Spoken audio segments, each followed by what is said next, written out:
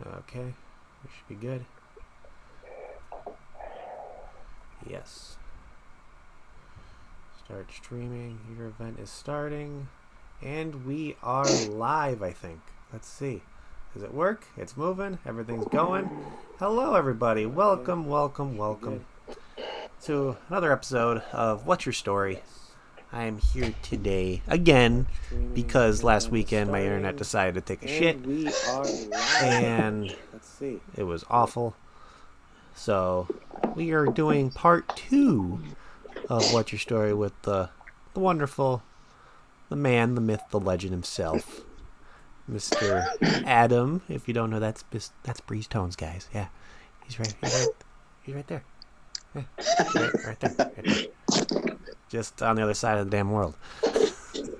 What's going on? The southern end. Yeah, he's in the southern region, the nether region of the world, I guess you could say.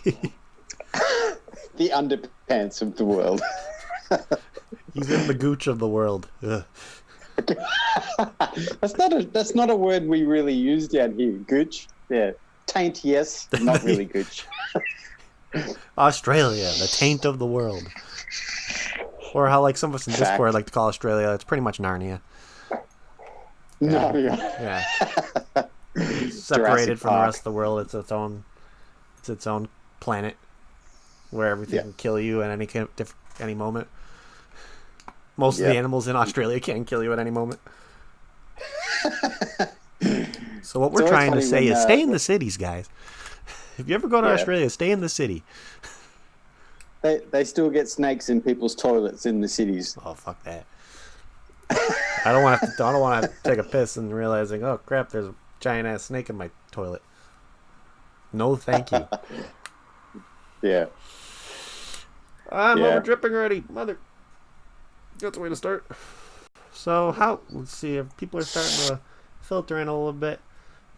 So let's see. We're gonna try to take the stream a little easy today. Since last week we kind of got to know a little bit of Breezetones' little vaping story he had going on, which it's always awesome to hear these kind of things from different people because obviously each person's experience is going to be different with how they started vaping and how they got introduced to vaping. So it's really cool always to hear that kind of thing. So today we're going to keep it easy for you guys. We're going to have a little bit of things to talk about. We're going to learn a little bit more about the hobbyist side of what Breezetones does. Obviously, we all know he's a builder, so we're going to talk about that a little bit. So, but first, obviously, it's been a rough week. Obviously, if you have been living under a rock and didn't know what's been going on in the U.S., it's been chaos. It's been literally vape shop employee wholesale chaos right now because there's a federal flavor ban that was introduced to where Trump wants to pretty much ban all non-tobacco flavors in the country, and we're learning more and more every single day about it because obviously people are going crazy on Twitter. So keep on going crazy on Twitter. Keep on calling the White House. Obviously, we've seen Trump's last tweet. I don't completely trust it yet, but we're getting to him, guys. That's what we're doing. We're getting his attention, and keep calling I'm telling you, if you have the opportunity to call the White House, do it. It'll take not even 10 minutes of your time.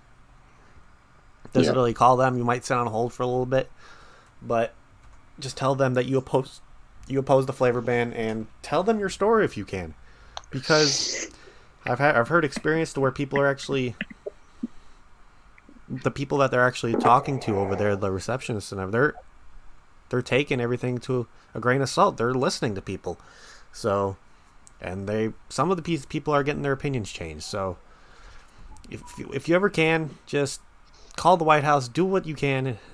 Online sales would have probably been definitely Action Banana. I definitely agree with you on that. Online sales and shit's been insane. Probably, because I remember my brother was telling me how when you go into a shop and they're saying that people aren't stocking up on their product anymore. So if you have a shop that doesn't have your favorite liquid or something, might be tough to get it. Your only chance might be able to get it online. So take advantage of online sales what you can. because people are doing all these online sales. There's crazy amount there. There's shops doing like 70% off. You have to know where to look. If you're looking to stock up, if that's what you feel like you need to do, go right ahead and do it. But the fight's not over yet, guys. As long as we're still calling, as long as we're still, I think that petition, that White House petition, it's almost, I think it's literally, we hit that 100,000, I think. Yep. But keep it coming, guys. Keep going. If we can get it over the 100,000, if we can get it over to like 500,000, think of the damage they can do. Because once it hits 100,000, that means somebody has to look at it. So if you can get that higher than, if you can get the 500,000, possibly, if we can get it to that million mark, I would be flabbergasted. I would be, that would just, it would make me so happy, because obviously we've had all these like petitions and surveys go along before, and I know I'm kind of skeptical on this one, because remember the last one, the flavor period, that pretty much went straight out the window after it got complete, because supposedly people were thinking that people were using robots and stuff to do their comments, and it's insane. And then it completely meant nothing, and we did all that work for practically nothing. And we were so crazy in that. I remember during that time, it was so many people came out of the woodworks and told their comments and all that thing. It was a great thing to see, but now we're fighting the same fight in a different time, in a different way, I guess, because we're taking the fight to Twitter more, and hopefully it's so stressful, man. It's because the people out there that do this as a career, and I can't even comprehend what people are feeling right now. It is their job. They have where they're worrying about possibly being unemployed because of this. Yeah. It's a scary thing. It's scary that any kind of government can pretty much, you have a job and you're trying to put food on the table for your family, and the government's just going to take that away from you. That's something that doesn't sit well with me. It shouldn't sit well with anybody.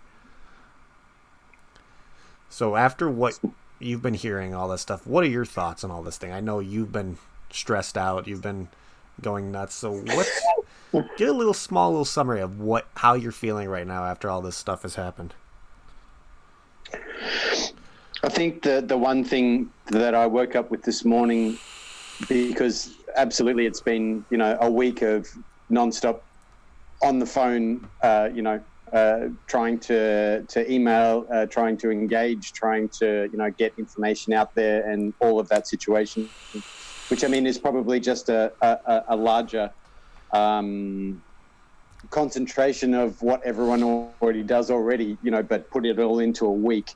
I think the one thing that is a positive out of this is that now the world is watching, and all of the things that we craved in the past of like getting attention and getting those people engaged who aren't in the bubble are now having a look. So, I know it's stressful, and I couldn't even imagine if I owned a vape store or brick and mortar, in the US currently right now, because literally any second it could be said, that's it, so that's the one positive, is that we can't stop, and that the fact that the world is watching, because now people who even the big thing I'm seeing is the skepticism from those who are non-vapers, non-smokers, seeing the narrative and seeing, all of the misinformation, and then those people, non-smoking, non-vaping, are correcting others in that field of situation. So that's a hugely, hugely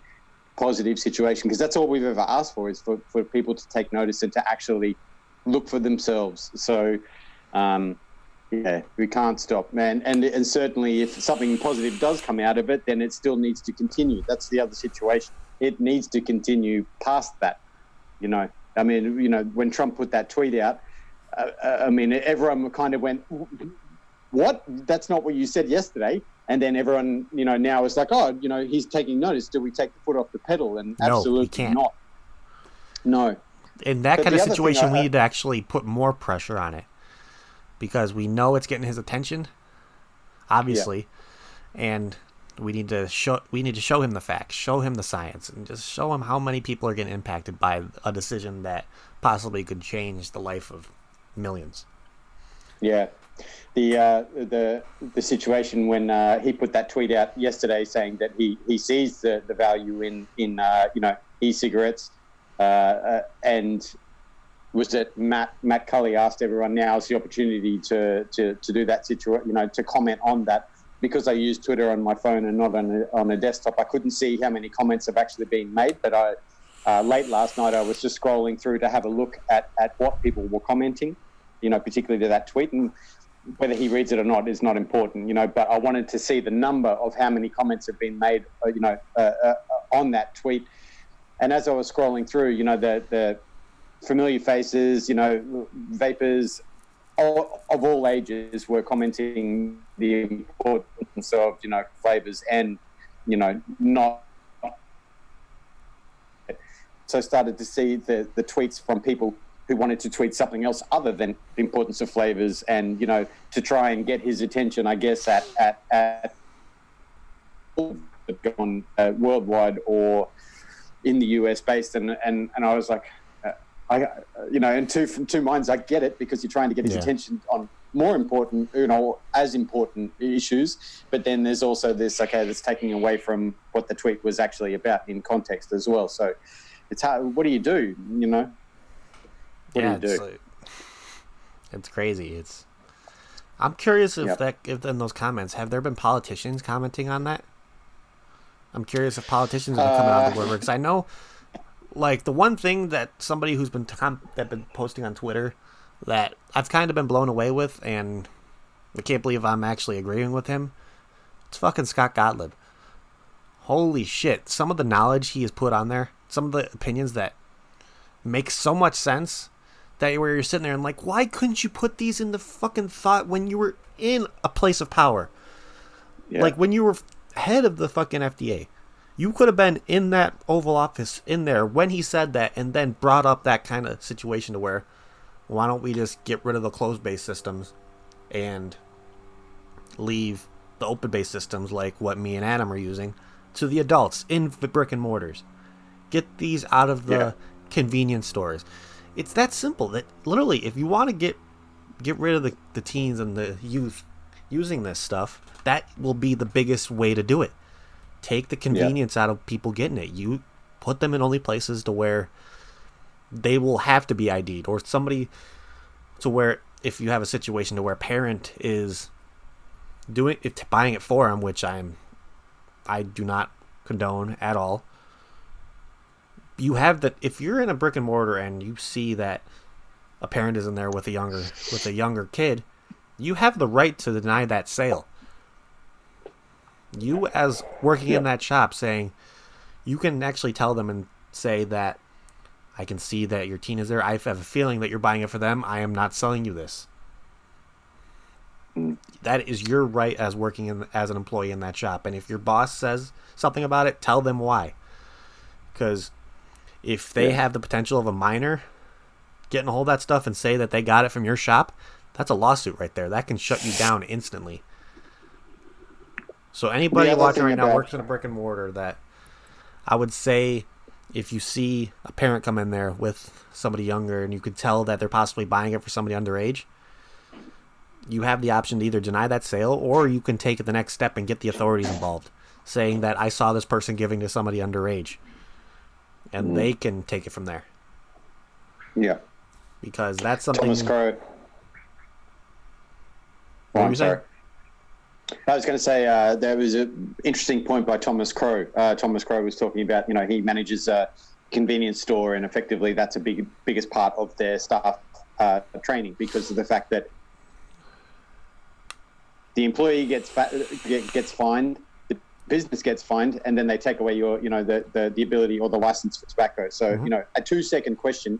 And he was saying, that's morally and from a business point of view, the question you need to ask, how important is that sale, the $30 sale to a minor? Then look where we are. And I guess, I also wanted to come back to what you were talking about, Gottlieb. Gottlieb was kind of always saying a little bit about that, with the clothes. I know that there was a lot of, stuff he was saying. He has nothing against devices like this. We've seen it countless times before. If you guys didn't know, he was invested in the vaping industry at one point of his life. He had financial investments in vaping. So he has knowledge in this product. He knows how it can save millions and millions of lives. But I had different opinions on when he was head, and then he was saying one thing, and then he says something else that kind of counteracts what he said. I have my own opinions. They're kind of tinfoil hatty kind of opinions, but because I have a feeling that somebody above him told him, you say this, otherwise we can take your role away, or we can... I don't want to try to make the assumption that they could have possibly made threats. I don't want to... Because I know he has a family. He has a wife and children. Yeah. I don't want to think that they can make threats like that to where, okay, we can make sure you never have a high-paying job in this kind of industry ever again if you don't say this. Yeah. Because you never know. We know how corrupt the government is. We know things that they can do to pretty much make a person disappear, to be honest. They can do that. They have the rights to do that. They have the ability to. I wouldn't say they have the right. They have the ability to without anybody knowing. It's a scary feeling, but I kind of have that feeling at some of the things he said. I don't want to say he was put against his will to say, but I feel like he had some kind of a picture that you're saying something and you kind of had a knife in your back as you were saying it. Like if you went off any kind of tangent, they just poked that a little bit more. That's what I felt was happening. It would make sense because with all the things he said, that makes sense. That would greatly improve the youth vaping epidemic that is going on. It makes sense. It also shows the importance of language and the words that you use, because of that situation of cherry picking or headlines or what, the people who are not in this industry pick up, because he was kind of always saying that, but the language used was completely twisted against him. Completely. Yeah. It's crazy. Like if somebody put that option in front of me to where vaping would stay around and you would have to deal with no more closed systems, no more pod systems, and vaping would stay, flavors can stay, would I say yes to that? Abso-fucking-lutely. I would totally sacrifice something for the greater good. Because think about it, before these pod systems came along and these closed devices came along, people were vaping for almost 10 years before that. People quit smoking with open systems a long time before that. It's still possible. You could still get those people to get off cigarettes with a device, something like this. Not maybe the exact device, but an open-based system like all of us in chat use and what me and you use. So it's a sacrifice that I'm willing to make. I know you're probably willing to make the same thing. I can probably assume everybody in chat has that same opinion. That if we have to sacrifice one small thing for the greater good of this industry, let's fucking do it. Because if I look at it, if you're selfish and you want to use pod systems and you're like, oh no, I want to keep my pod systems. No, it's not about you. This is something a lot greater than me and you. This is something a lot greater than everybody in chat. This is about saving hundreds of thousands of lives of non-vapors and smokers that potentially can move to vaping. This is all about that right now. This is what it's all about, really. That's what the hobbyist side of things are good. It's fun to be able to buy all these different flavors and atomizers, mods, mech mods, and all that kind of stuff. It's great. It's fun.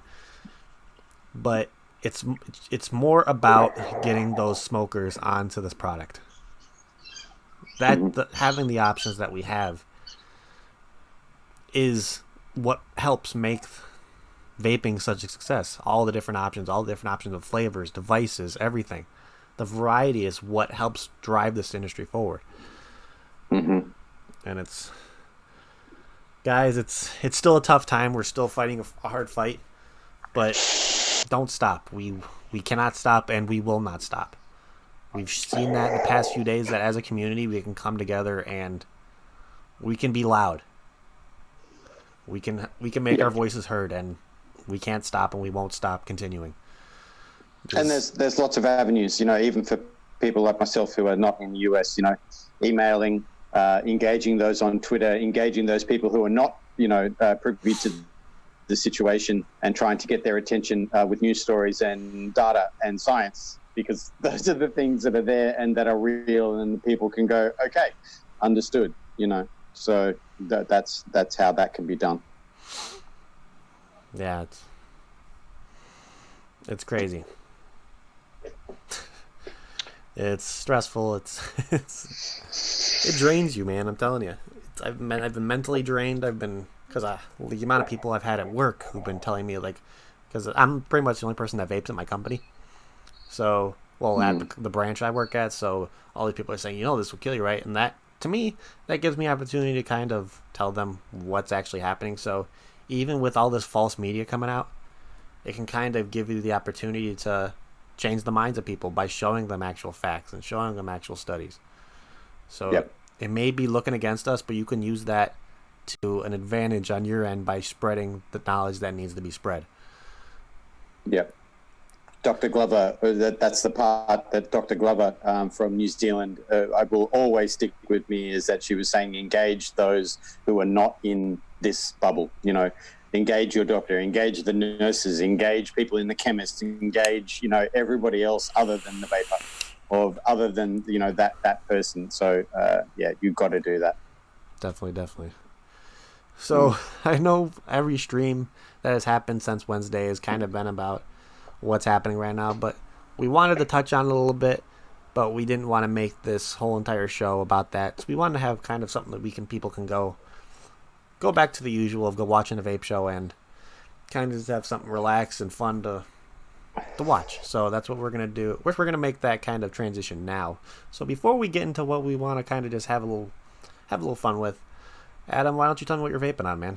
I know you said you had a plethora of things.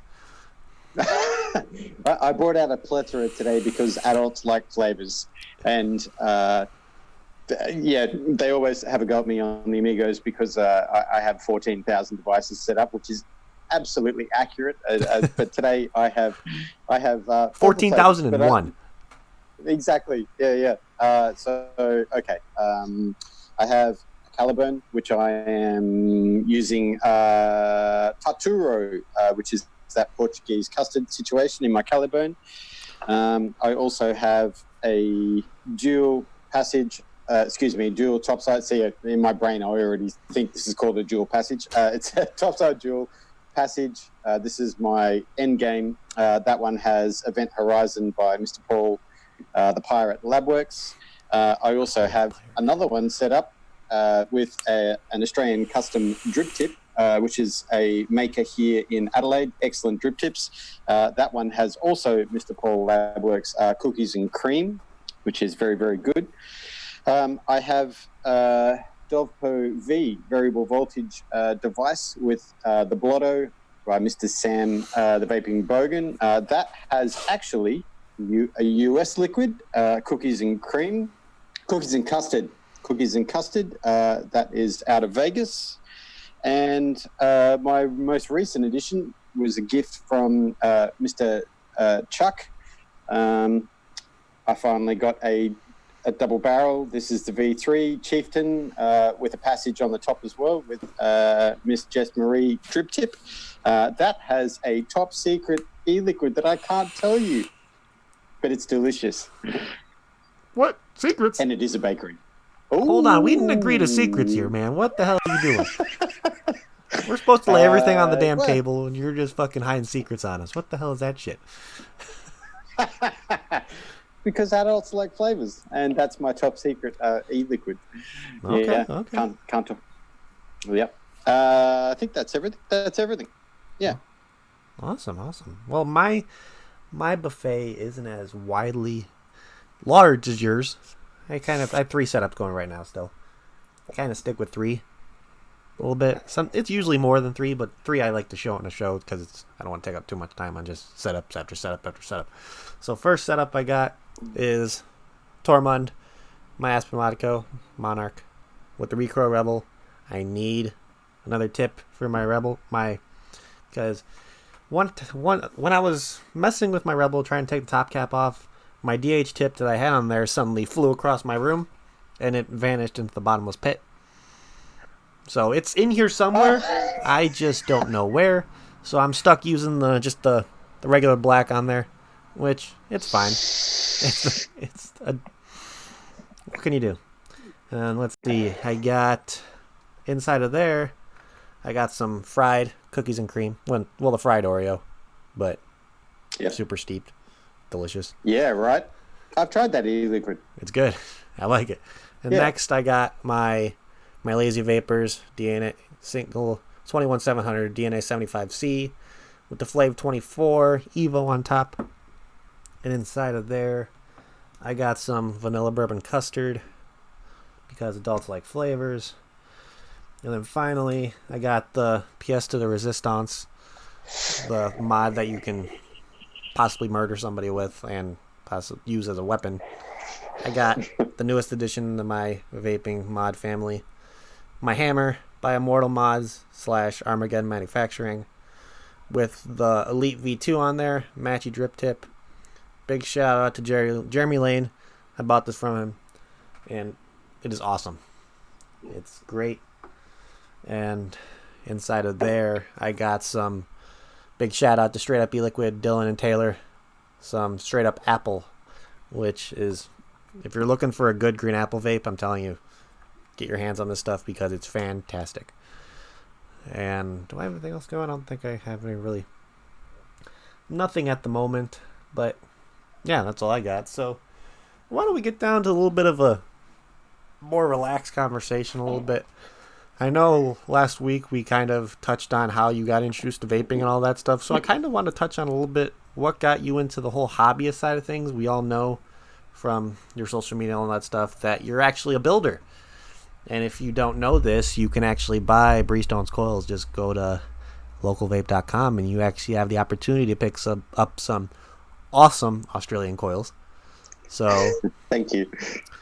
So my question to you regarding that is, what got you into building? I'm curious about this. I think very early on when I started vaping, it was about the experience. That was that situation where it was like, okay, I bought a device and it's working. What better is there? And going from an all-in-one unit to a sub-ohm tank, and then realizing that was a step up. And then, okay, so the whole situation, you learn about building. And for someone who, I didn't have the tools and I didn't have an ohm reader, and even then batteries was the situation. Okay, there's a lot to learn very quickly, and safety was obviously the biggest key word in all of that situation. And I guess it was like I needed to school myself or get educated in the things that I need to know first, particularly like charging your batteries in a charger and not through a device and all of that sort of thing. And then when am I going to make the leap and buy a toolkit and an ohm reader and coils, because it's pretty scary for someone who's just gone, cool, I've just given up smoking and this is working. Holy shit, now I need to be an electronics specialist. That is kind of daunting for a lot of people. So it took a little while, let's call it, a month of like proper researching and all that situation. Funnily enough, the very first rebuildable device I bought at that time was a recurve, because I figured, a single coil versus a dual would be the easiest situation. If I could get that right and get the ohms right and all that situation, that it would be a little safer than a dual coil setup. So the recurve was actually the first Addy that I had. It probably sounds like that was only yesterday, right? Hey, whatever, man. But the recurve was the first thing. The coils that I did buy after research was made by an Australian builder here called Andrew Gurley, who is Cloud Revolution. You probably heard the Bogan talk about his coils a lot. I need to try some of his coils. Because that's what Bogan uses, is Cloud Revolution. What is it? I don't know. It's either. I think it's the Cloud Revolution .1s that he uses. Exactly. Pretty much all of his setups. I guess Andrew's probably known for a few different coils, but most definitely his aliens are the one that a lot of people, or that's what they talk about. So I bought his triple 28s, so 328 36 alien 2.5 ID It was the first thing that I did put into the recurve, and then realized that I wanted a bigger coil because the experience was amazing and I could do it. And then I bought his 3mm ID Aliens 26s, and then realized it was amazing, and then started to realize that maybe building might be the way to go, and I wanted to learn how to do that because it looked very intricate, but the experience was incredible. Like, it was all in one sub-ohm. Here's a coil and cotton that you can change all the time. Like, that vape experience is amazing. But what about wire quality? What about cotton quality? Those things were very, very easy to see the quality difference. So I did a little bit more research on what's a fused Clapton, what's a Clapton, what's nichrome, what's canthol, that situation. I realized that nichrome was the wire that was the best experience for me. So I taught myself how to build an Alien. And was that like when you started building, what did you like? I'm guessing you started with like fused Claptons, all that, and started with there, or did you go straight into Aliens? Well, I learned that you had to learn how to make a Clapton to make an Alien. Yeah. So I basically, my trajectory of like, okay, now I have some spools of wire and a couple of swivels and a drill. I got the Clapton straight away, obviously, like within, my first time of doing it. I went basically from a Clapton to 3 cores. I didn't, try and do anything else other than that because I figured I just wanted to succeed in one task. So that's the only task I'm going to focus on. So people always ask me, why don't I do, frame staples and Fralians and all sorts of other business. For me, the again, being selfish, the experience that I wanted was an Alien, and all I wanted to focus on was 3-core. If it ain't broke, don't fix it. Kinda. And so yeah, again, within the first time I tried to build an Alien, I succeed. I got my first. I went back and looked actually at the Instagram post that I did. Almost 2 years ago of that particular Alien, and it was just an appreciation post because obviously when you learn about it, you realise Blue Eyed Goon, M Turk, AJ Holland, Squidude, like all of these people that were building Aliens in the day, and I wanted to show my respect to that because I certainly did not invent that build, but that build is the one that everyone talks about. So I was very lucky that I was able to, build it in a very short amount of time. And I think it's afterwards when you learn a skill and then, there's so much that you don't understand about how you succeeded. It's afterwards that you go, now I understand some of the intricacies. I understand tension and I understand why cores collapse and I understand why the swivel is not the right setup or why, those situations. So long answer. Vape experience was the situation that got me into it. And then obviously now intricacies. And that's also another thing we talk about.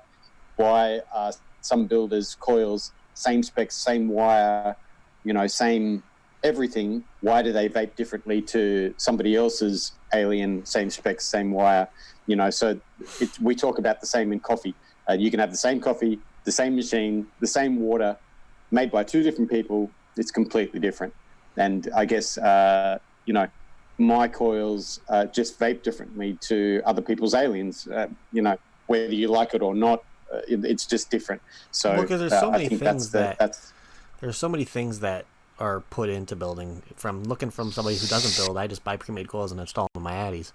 I go by, like, I know a big thing with M-Turk is mass. Like, that's why a lot of the times he did his biggest thing was his 2.5 millimeter inner diameters. And you can get like a 0.13 and still get the same ramp up you would get off a 0.13 millimeter because there's not as much mass as a 3 millimeter would be, so you could still run a safe build on a mech and not have to deal with going through the amp limits of your battery. You'd still be in that range of being safe and not forced like going past what your battery can put out, but you can still get that same satisfying vape of the kind of thing you would want on a single tube.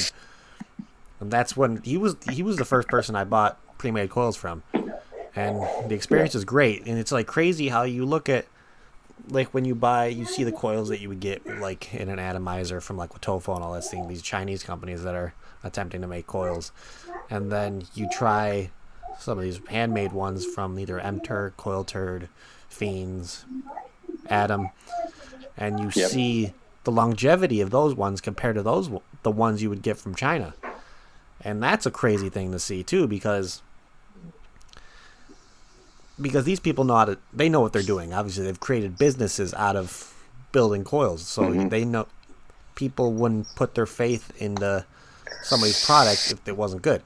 And that's just one thing that I try to think about a little bit too, because like, how do these kind of coils last longer than the Chinese ones? I know you can look at them like, okay, these look different because like you see the spacing on, or the tightness of the wraps on the alien wrap, and you see how tighter it is compared to some of the ones where you get it from China. When they're making aliens, you can see they're a lot more spaced, and there's a lot more of a gap compared to looking at yours or looking at Turks, to where if you look close enough, if you look at farther away, it doesn't even look like there's a space. Yeah. To where they're so tightly wrapped and they're so well done, it's just... Yeah. And then you get so many different experiences off that. Yeah. There's a lot to be said about quality of material. I think people don't focus on that enough, and I wish, I'm not saying this as a dig to any company or any wire manufacturer or, retailer. It would be really nice from a spec point of view to see, the data on the material of the wire.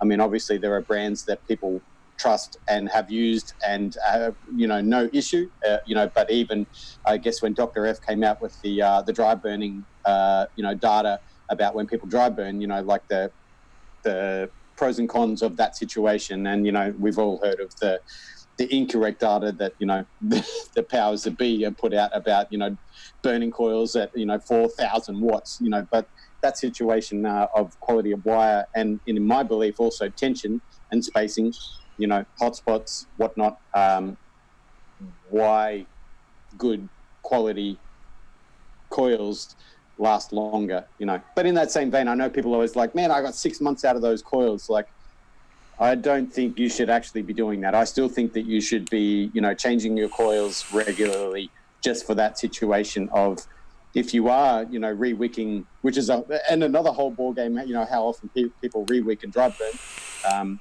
I still think that you should be, changing those coils more regularly than what people say. I love seeing that coils last 6 months, but I also don't love that people are vaping coils 6 months after they installed them. I have coils that are more than a year old and some addies that are still vaping great. I'm looking at you, man. I mean, I bought these in I don't remember, but they still look brand fucking new. No dirtiness to them at all. And so it's like... Yeah. The only reason why I say that is because people talk about bedding in coils and that whole situation, and obviously material changes over time. Mm-hmm. So, change your coils, man. Change your coils. Hey, they're still working for me, so I'm going to stick with it. Yeah. So I know, because I remember learning about your coils and stuff, and I saw that. Do you still use Sandvik wire?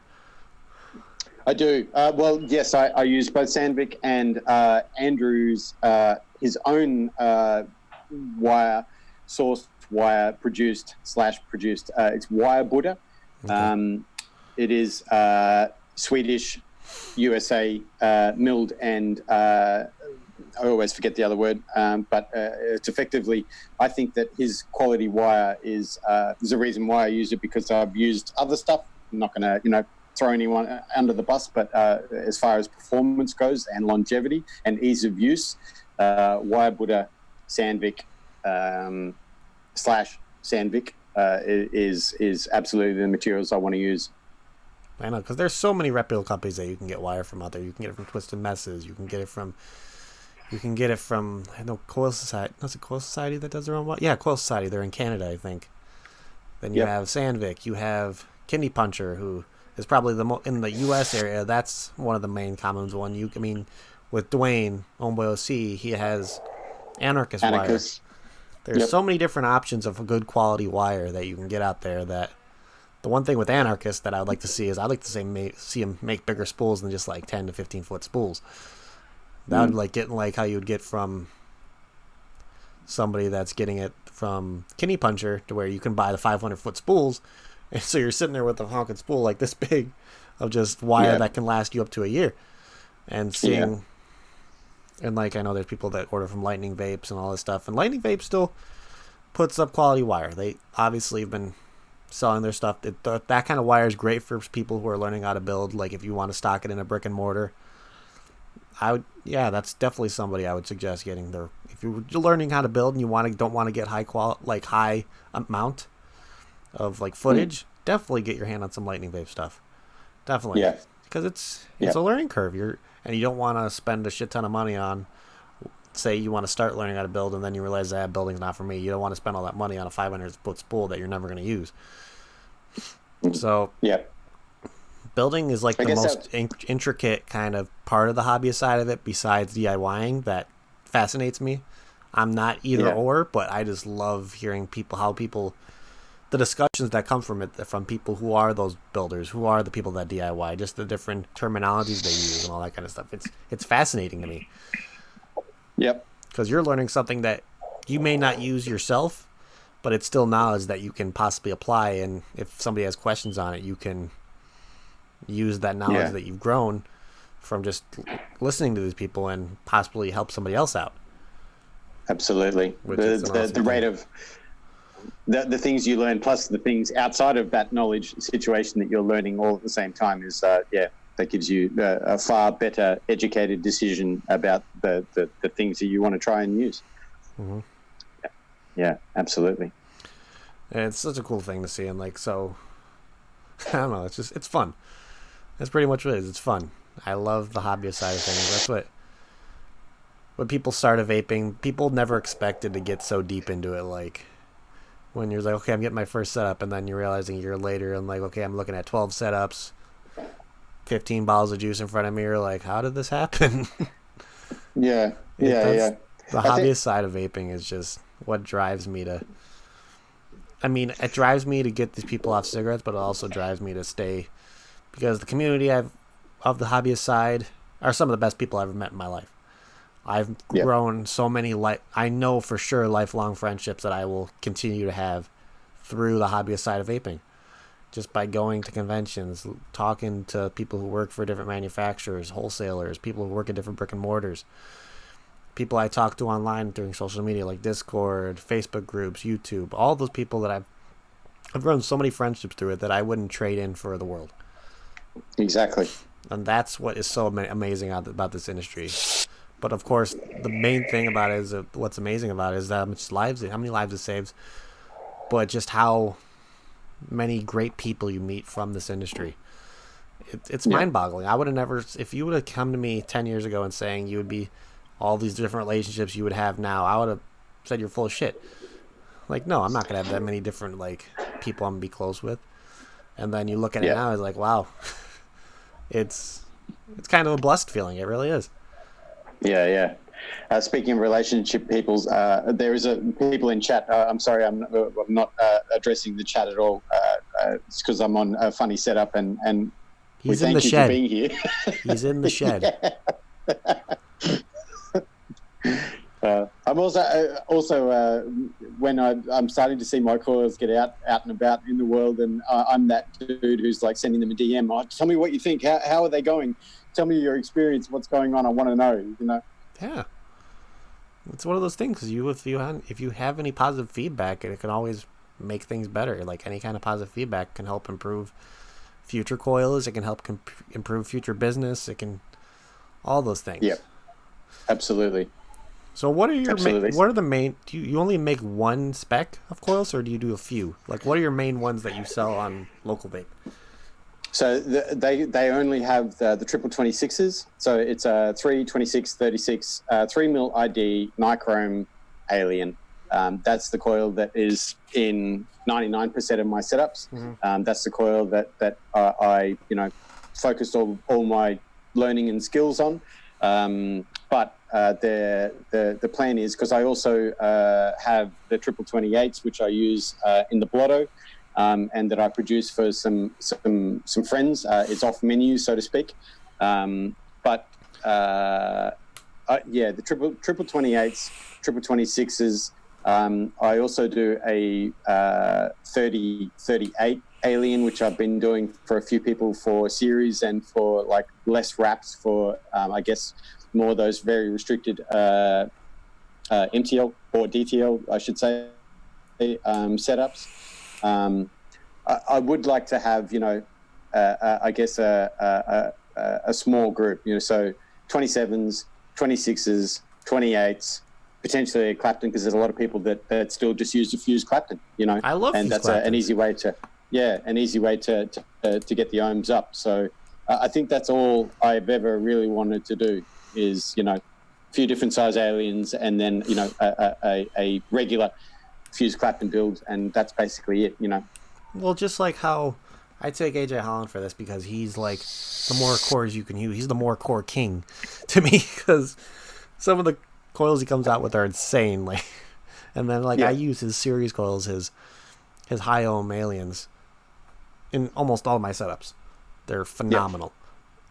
And it just and then he also has his back to basics series, where it's just like fused Clapton, simple 0.14 aliens kind of thing, to where it's like you can go back to what started you getting onto these different kind of builds, and just go back, and it's a nostalgia feeling. Going back to these old fused Clapton builds, it's awesome. I love it. I can still get the same satisfying vape off a pair of fused Claptons that I can get off a pair of frame staples or aliens or Fralians. It's awesome, because everything's so. That's another thing. Everything's so subjective, and and everything being subjective is also a plus, because it gives people the opportunity to kind of go down different avenues. Okay, I don't see this that often. I'm going to try experimenting with this, and it just it shows the creativity in so many different people. It's what can't you love about that? Yeah, exactly.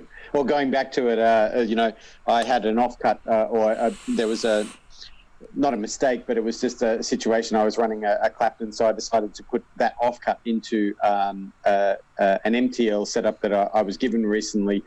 And the vape experience of it is amazing. You spend all this time, the intricacies of an alien or above, and then I went back to a simple Clapton in a device, and the vape experience was outstanding. It's just like, okay, well, this is showing good materials, tension and coil placement, decent situation, good wicking. It's outstanding. If this was the only device I had, I'd be happy with that. Yeah, that's what I love about it. Absolutely. There's so many different things. It's an awesome thing. So I want to know about that little secret bottle more. I'm kind of trying to squeeze it out of you, but I don't know if it's going to work. It's like, okay, he's having secrets. Because I know you're close friends with a good buddy of ours. We all know of Mr. Paul Labworks. I'm not going to make any assumptions. I'm going to try to get the look off your face to give me some answers here. So try the best with your straightest face ever, because is there anything that you can say about this stuff right now, or has to be? I can tell you that the recipe is not a Paul Labworks recipe. Okay. I'll be honest about it. This is a liquid that was made in conjunction with a friend, and I guess it was just another situation of, okay, so I wanted. There are a million amazing recipes out there, but of course you're always looking for that one that is you, and I have a friend who makes his own. He's a straight up DIYer, because he likes a certain particular style of e-liquid. And, we were in discussion about that, and we discussed what we would like, and this is kind of the situation of it.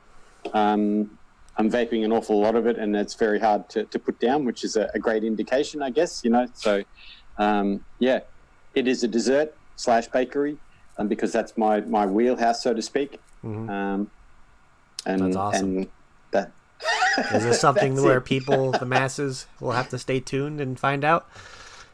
Absolutely, we're going to start up a business and produce it from our bathtub, unregulated, illegal operation.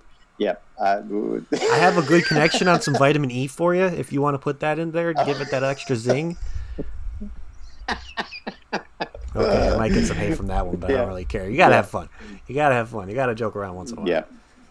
There's so much. There's been so much serious going around where laughing about it and having fun is kind of necessary at this point. Yeah, but it's interesting. We'll talk about this person is a recent vapor. He, in my opinion, he probably has one of the best sensory. He has one of the best palates as far as sensory perception in this country goes. He works in a completely different industry, but he's a vapor and he loves flavors. So as opposed to someone who has like gone from smoking to vaping to commercially produced e-liquids and then gone into DIY because he wanted to do something.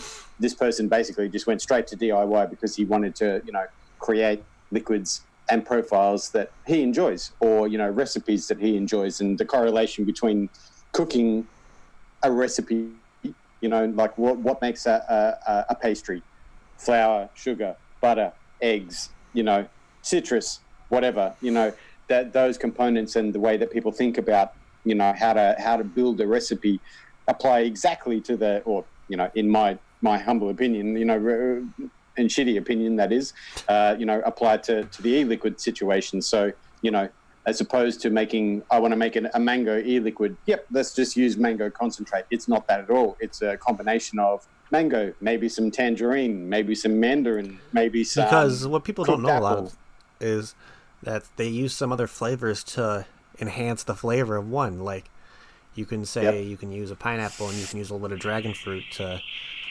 push that flavor of the pineapple, the juiciness of it, and you could be using a different flavor completely just to get that juiciness factor out of it. So this is a good, say, pineapple flavor, but you're looking for that straight bit into a fresh pineapple kind of feeling. You can use a certain specific other kind of fruit to enhance that, to give you that closer experience that you want from the liquid you picked up. Yeah, exactly. That's why we talk about the DIY thing is so cool to but I just don't have the equipment, or I'd love to dabble with it. Like there's so many different things you can go to, like Liquid Barn, and just they have everything ready for you. It's crazy. Yeah. It's my industry for most of my life is in coffee. I've worked in coffee a fair portion of my life, and that's what we talk about. Is there's a lot of damn coffee drinkers in the vape industry. I love it. I'm not a coffee drinker myself, but there's a lot of people that had to do with coffee that are still doing stuff with coffee. I know Angela Garrity with Death Wish.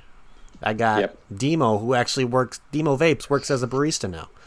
So he's a barista now doing coffee thing. Nick Grim Green used to work for Starbucks as deeper into what their makings of coffee. It's such a cool thing to where all the stuff they learn from that industry kind of takes place into what you do in this industry as well. Well, that's the thing that we've been trying to create value in the coffee industry and what consumers are buying and what they're tasting. When you give a suggestion of these are the flavors that you're going to get, you're asking someone to look outside of generic coffee flavor and taste terroir or taste processing or taste those situations. It is a tough engagement because there are more things. But when you start to look at sensory in a different way, you now go, okay, the beer that I'm drinking, I'm going to taste this in a different way. Yes, it tastes like beer, but is it chocolate? What is it? So. Oh, I can talk about beer for hours. Yeah, I'm crazy into beer. Like but, that's like if people are crazy into coffee, that's me with beer. Yeah. So I love it. But similar language. It's how we use that language and how we perceive flavors, two different flavors that will unlock a completely different flavor. It's that whole It's the same thing with atomizers too, because I was talking to James earlier, who he just got a specific atomizer in the mail, and he tried his favorite liquid of all time, the Fountain's Blast Off in there, the Baja Blast Mountain Dew, and he said he's getting notes off of that than he has never had before. And that's a juice he's gone through over, I would say, close to 15 bottles of it by now. And he's finding a new, different flavor that he never experienced off it before. And that's just an awesome thing to always hear, especially when you know somebody's so hard into a liquid and then they get a new atomizer or something that completely puts that liquid to another level for them. It's cool. I mean, you kind of want to, okay, I want to see what they're dealing with, and I want to experience that same thing, because it may be a liquid that you've used at the same time as them, and it's like, oh, I want to get that. I want to experience what he's experiencing. Yeah, and that's another huge big thing we talk about in coffee, is controlling the variables that will unlock those things. If you're trying to push 40 flavors through a pinhole versus an open window that you give depth, you can now hone in on, primary, tertiary, or secondary flavors in that whole situation. And exactly, this Addy, the Blotto for me does that. It gives separation. So, e-liquids that I've had versus, say, going back to that original single coil recurve, the flavor's incredible in that thing. But then you have a completely different situation with a different airflow, potentially a different cotton, potentially a different coil in that whole situation. And it may as well be a completely different e-liquid. There's so many different things that matter when it comes to flavor too. I mean, it depends on the chamber. It depends how the distance of travel for the vapor to go through into your mouth. It's so scientific if you look at it too. It's mind blowing, and that's what I love about these reviewers and stuff. These people who design products. I got to give Stan a huge credit when it comes to the products he designs, because there's people out there who just are either consultants for companies, or just, we've seen it out there where people just put their name on stuff just to get the hype of a product real. But actually seeing the CAD drawings and stuff, and actually being there, seeing Stan work on a product, it's a cool thing to experience. Yeah, it's a really cool thing, because breaking, how showing the breakdown and stuff. I know I have a couple friends who are working on some stuff, and I've seen the CAD drawings of that, and it's just okay, I'm excited for this. Yeah. And it's a really cool thing. I have to openly admit that I don't have any of Mr. Tenacious's products. I have I don't want to say a plethora, but yeah, it's kind of it. I have 3 Dreamers. Technically 4 Dreamers. 3 right here. And then I got Dreamer Stack. Yep. And then, of course, I got the Keen. Needs to be clean, but then I have the Lucid, I have the Reverie, I have the Ardent, I have multiple Ardents. It's just, that's somebody who knows what they're doing when it comes to making product, and you can see by that they care about what they put out by when you get it in your hands and you're seeing that, okay, I know the time that this took, and you can see it in the experience of vaping it. Yeah, indeed. Are you going to get his MTL mech? I don't know. Maybe eventually down the road if I want a damper in that.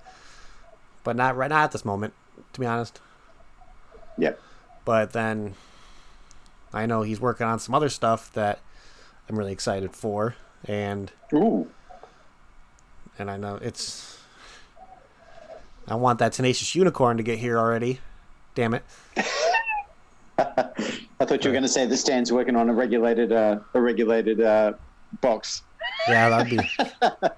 You never know. Something that could be happening. I don't know. He's always up to something. That's what thing about him. He's a very mysterious person. You could be like, okay, just release something. It was like, oh yeah, I got 4 other things in the work. What? Yeah, this was when you release something, you're like, oh yeah, this was number 3 on my list. I'm like, whoa, there's more.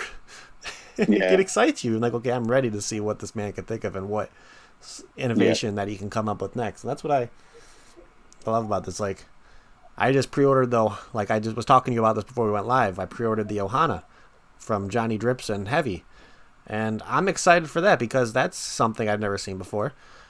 In a different kind of bottom airflow. There's a RDA that I've been trying to get my hands on called the Kubera, or the Cobra from Coil's Wraps they did.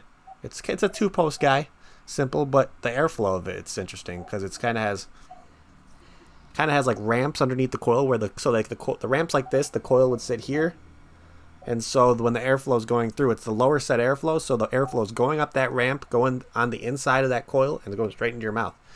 Like different little things that you can put inside of an atomizer that can change the experience of airflow is also something that I want to see dabbled with a little bit more. I want to see people experiment with airflow. I know Morton Owen was literally he broke down airflow so intricately when he was doing his reviews and stuff. I'm not sure if he's come out with anything recently. I know he's come out with products on his own that he tried to kind of put what he thought about airflow into his own designs. And yeah, I was talking about that with Ian, who's in chat.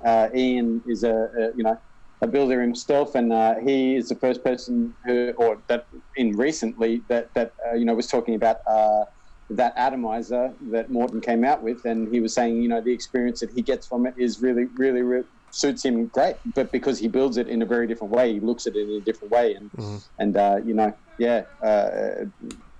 things work, whether you're willing to put the time and effort into working out what works for you and works for that particular device, so absolutely. Yeah, it's awesome. So we're going to start winding down here, guys. I know I'm kind of happy that we didn't have any dangleclacks this episode. I'm surprised. I'm usually usually has some issues while doing this kind of thing, because as of today, nothing happened. I'm kind of watched. Now that I say something, my computer's going to like shut off instantly on me. I'm like, oh, well, that fucking worked. So, do you have anything going on next on the Amigos channel that we want to tell the viewers about? Any upcoming stuff? The good thing about the Amigos channel is that there's always a little bit of stuff bubbling under the surface. So I'm sure that Chris or Legion or Chuck or even Mr. Malone, will be posting stuff to there. I've got a little something that will be coming up within the next week. So there'll always be stuff being posted to that as far as, like our scheduled show and whatnot. Again, that always happens, sometimes a little unplanned, but that's the good thing about it, so hopefully we will be posting, content that comes outside of the vape realm, so there's always stuff going on there. That's awesome. That's awesome. I'm going to go to I'm going to post the channel in the chat so people can make sure to check out the Amigos and Co. on YouTube, because it's always a great time with them. Let's see. Yeah, we appreciate the support. There's been a lot of support to that channel. We really, really appreciate it. Hey, anything that I can do to help you guys, I'm always willing. So make sure, there it is, copy. Make sure if you haven't subscribed over to the Amigos Co. channel, go ahead and do so. I just posted the link in chat for you to go check them out. They have some awesome content, and make sure to give them a subscribe. Watch their videos. It's really cool stuff. And let's see. Don't forget, guys, continue to call the White House. Continue to spread information. We need to get this word out there that this is all the stuff that's going on right now. It's spreading like wildfire, and we're not going to stop. We can't stop. We won't stop. And as long as we keep fighting, things will happen. Things will happen in our favor. We're a community that, when we stand together, we're almost unstoppable. And we need to keep that into our heads to where it's like we need to continue to work together. We need to continue to fight, and we cannot stop. That's the one thing that I cannot stress enough. We can't let go of the pedal. Keep your foot on the gas and keep going at it. Make sure you're emailing the White House, calling the White House as much as you can. Even if it's once a day, you're still doing it. You're still letting your voice be heard. I cannot stress that enough. Make sure your voice is heard. That's the most powerful thing that you own over any kind of personal possession that you have. There's thousands of them and millions of us. We can make a difference, and we will make a difference. Yeah. On that note, guys, don't forget on Wednesday, you got Mr. Sean Typhon and myself on What's in the News. And then next Saturday, I will have another What's Your Story happening. So make sure to stay tuned for that. Adam, I'd like to thank you again for coming on. It's always a pleasure. Glad things didn't go as negative with internet situations as last week, so that's good. So I'd like to thank you for everybody in chat for tuning in. And yeah, we'll see you all later. Peace. Bye. Bye.